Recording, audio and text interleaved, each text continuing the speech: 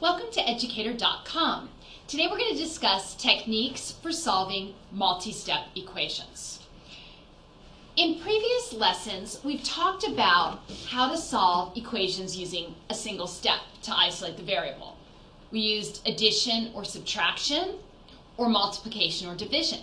Today we're going to talk about situations where either addition or subtraction and multiplication or division are required.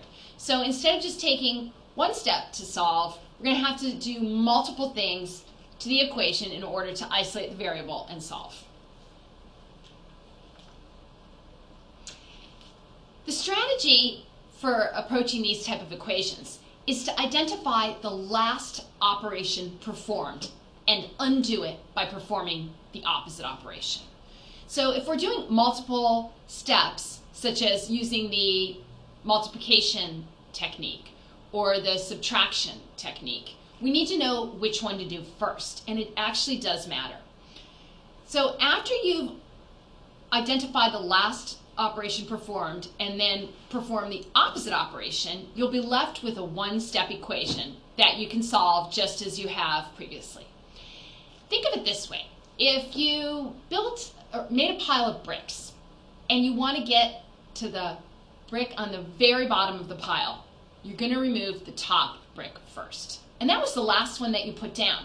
So if you're trying to get to the variable on the bottom of the pile, you have to think about how the equation was built, and the very last thing that was done is the easiest to undo. It's the easiest one to take off the top. The best way to understand this is to look at an example. 4x minus 22 equals 4y minus 22 equals 73. So 4y minus 22 equals 73. Now, I need to first identify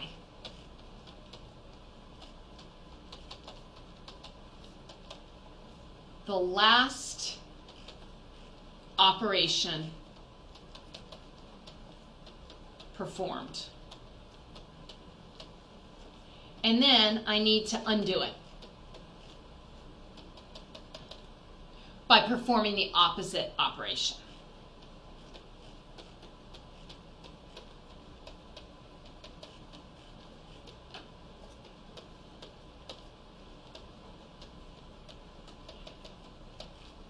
The way you can figure out what the last operation performed is to think about, if someone were writing this equation, how would they have gone about it? Well, they would have started out with y, and then they would have multiplied y times 4. After that, then they would have subtracted 22. So that is the last operation performed, is subtracting by 22.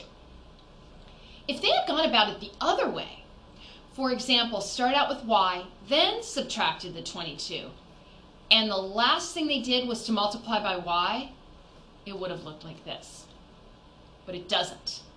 Therefore, this is how the equation was approached. The last operation performed was to subtract 22. Therefore, the first thing I'm going to do is undo that operation. And from previous lessons, using the addition principle, you know that what you can do is to eliminate this negative 22 by adding 22 to both sides. Not forgetting that it has to be done to both sides. Okay, once I do that, that leaves me with 4y equals 95, and we're back to something that's familiar. This is now a one-step equation.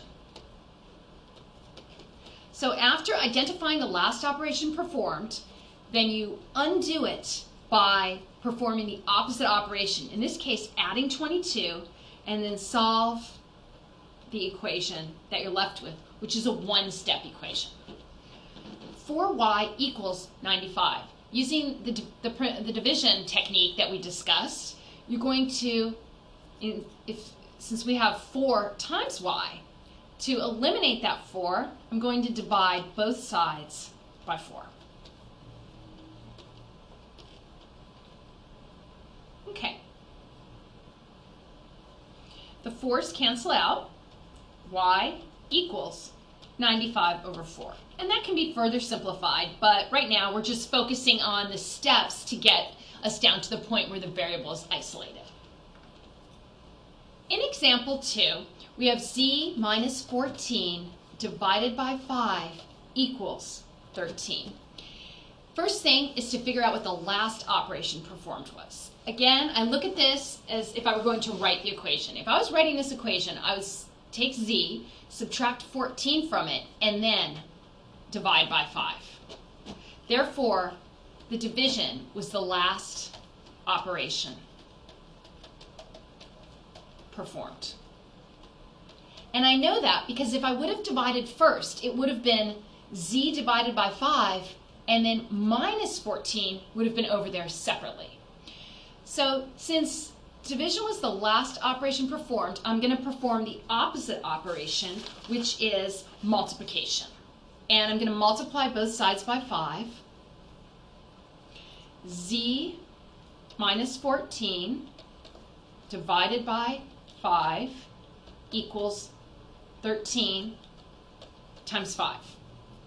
Okay, the 5's cancel out, yielding z minus 14 equals 13 times 5, and that gives me 65.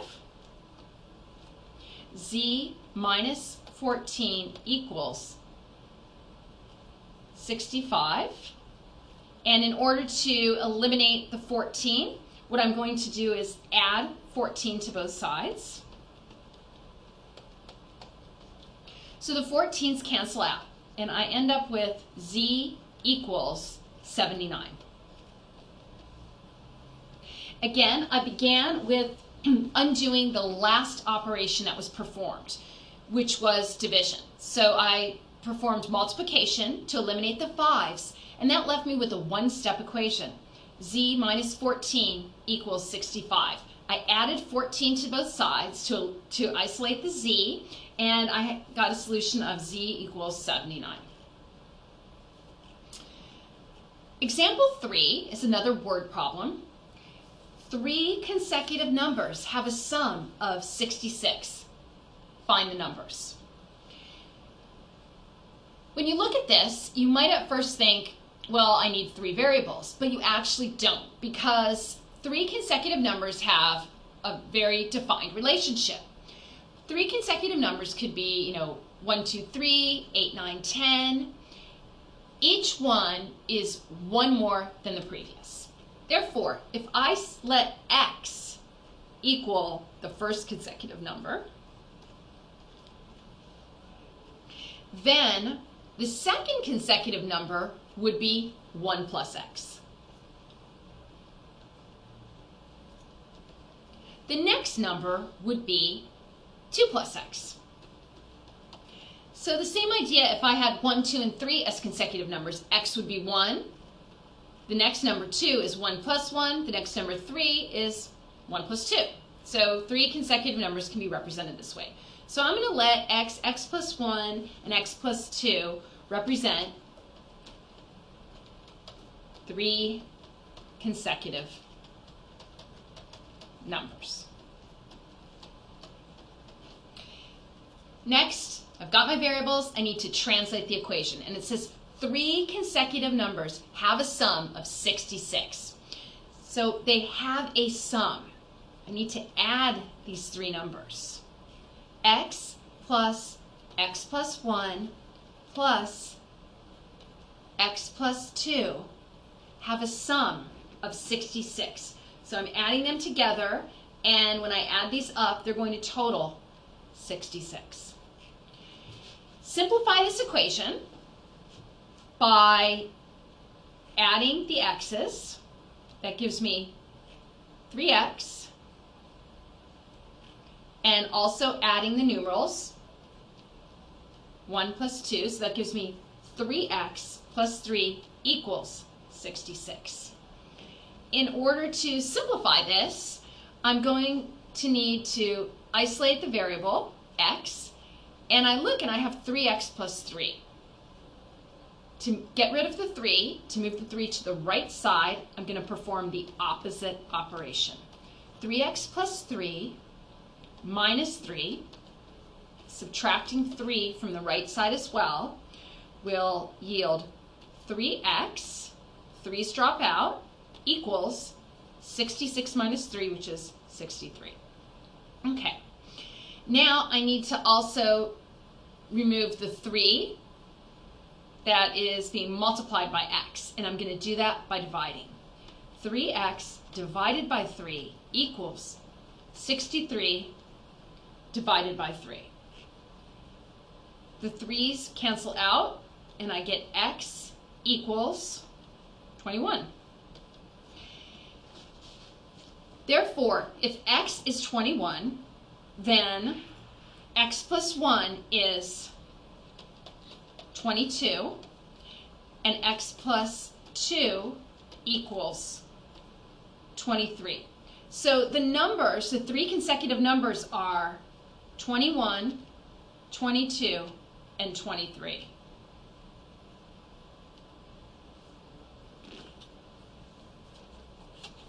Okay, so this next example looks pretty complicated, but we're just going to take it one step at a time. 2z plus 7 minus 5 plus 4 equals negative 27. So the last operation performed was to add 4. Therefore, we're going to start by subtracting 4 from both sides to eliminate that 4 and to isolate the variable.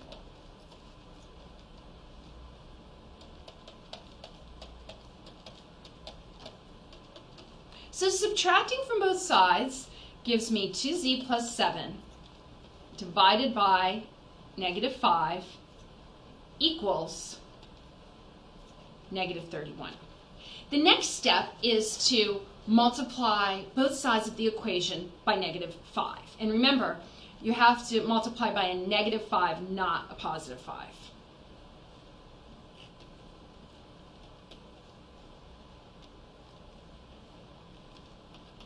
And then the right side would be negative 31 times negative 5. Okay, continuing on here. The negative 5's cancel out.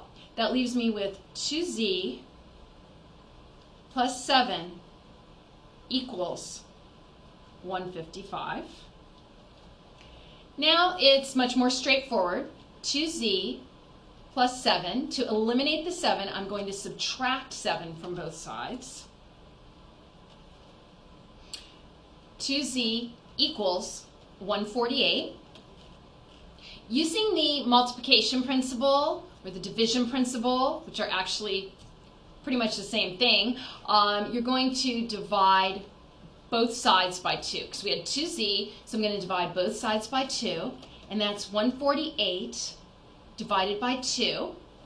The 2's cancel out on the left side. And the final answer is z equals 74. So this was quite a long problem, and we started out by eliminating the plus 4 by subtracting 4 from both sides. Then we were left with 2z plus 7 divided by negative 5 equals negative 31. The next thing to eliminate was that negative 5 by multiplying negative 5 from both sides, finally giving us 2z plus 7. I subtracted both sides of the equation by 7, so 2z plus 7 minus 7, subtracting 7 from both sides. And then you're finally down to the last step, which is 2z equals 148, divide both sides by 2, and finally you've solved the equation, z equals 74. That concludes this lesson. Thanks for visiting educator.com.